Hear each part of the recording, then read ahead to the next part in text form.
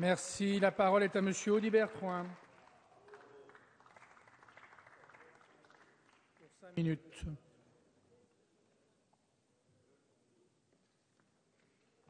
Merci, Monsieur le Président. Monsieur le Ministre, Madame la Présidente, Messieurs les rapporteurs, chers collègues. Actualiser la stratégie de défense et de sécurité nationale de la France est sans aucun doute une nécessité. La dernière version du livre blanc date de 2008, ce n'est pas si lointain.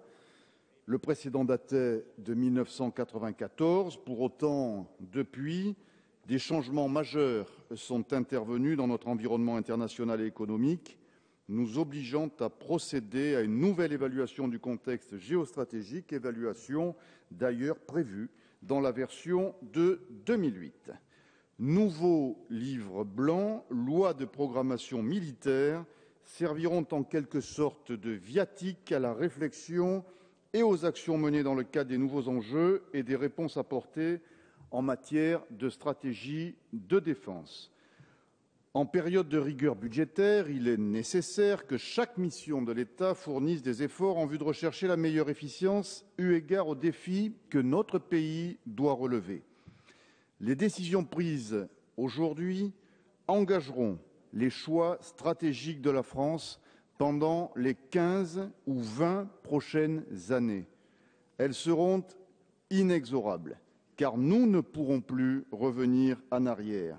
En matière d'armement, de recherche et de développement, le retard pris ne se rattrape pas.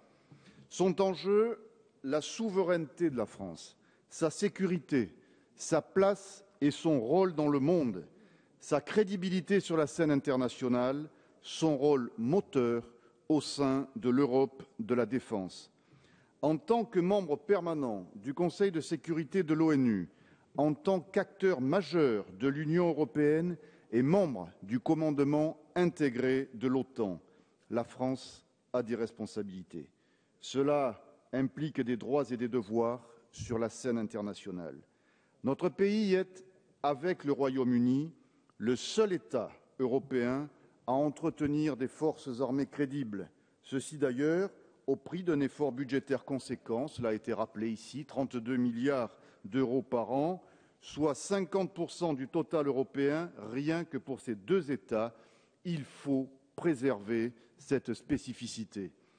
Le contexte stratégique est tout sauf favorable à une réduction des dépenses militaires. Dans un monde marqué par des bouleversements économiques et géopolitiques majeurs et de plus en plus menaçants, déstabilisation du Sahara, nucléarisation de l'Iran, piraterie dans le golfe d'Aden et au large des côtes somaliennes, terrorisme alimenté et protégé par des États complaisants, montée des intégrismes, la France et avec elle le monde occidental risque de subir les évolutions du monde sans en être un des acteurs majeurs. Un monde multipolaire a fait suite au monde bipolaire de l'après-guerre, un monde où, comme le souligne l'excellent rapport sénatorial sur la réduction du format de nos armées, les alliances se font et se défont en fonction des intérêts du moment. La question qui se pose donc aujourd'hui à la représentation nationale est à la fois simple et complexe.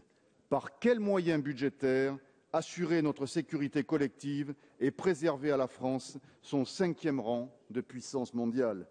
Vous avez, Monsieur le Ministre, et nous le savons, plaidé auprès de Monsieur le Premier ministre et auprès du Président de la République pour que ce budget, que vous avez qualifié de budget de transition, préserve nos capacités autant que faire se peut.